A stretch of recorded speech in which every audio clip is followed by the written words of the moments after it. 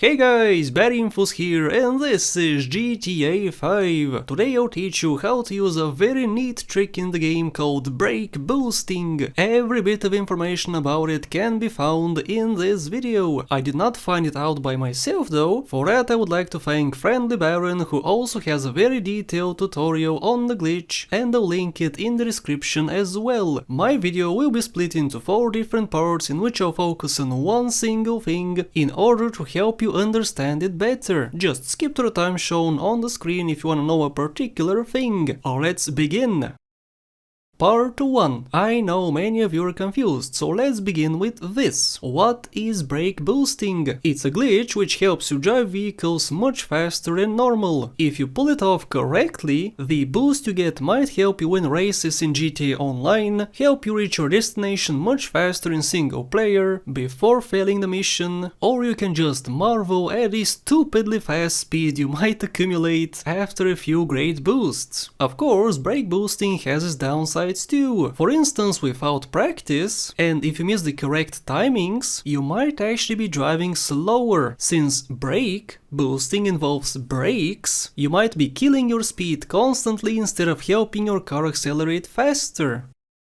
Part 2. So how does it work? It's pretty tricky at first, but it's worth learning it. Brake boosting works just fine with a keyboard or a controller. Both control options have ups and downsides, and you need a lot of practice for both. Like I said, this glitch works both in online, giving you a boost during races, and getting labeled as a cheater, but single player use is fine too, and even more efficient if you use Franklin's special ability, but more on that later.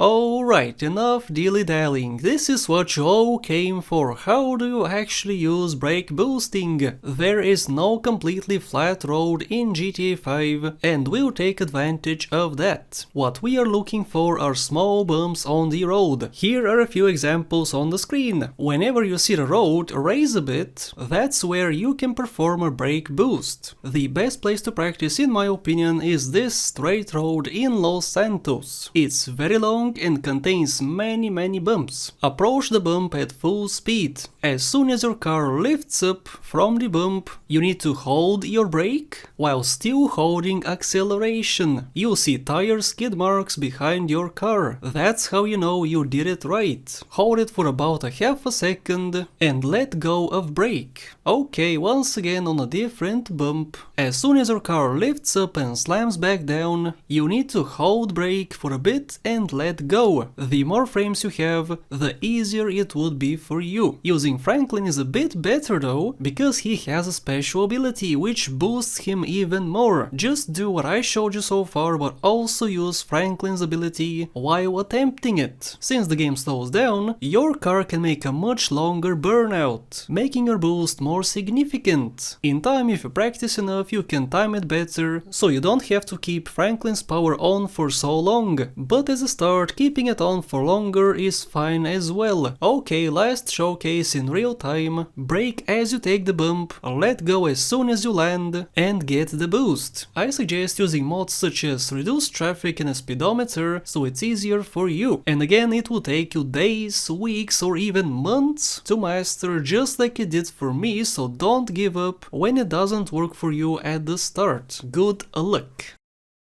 Part 4.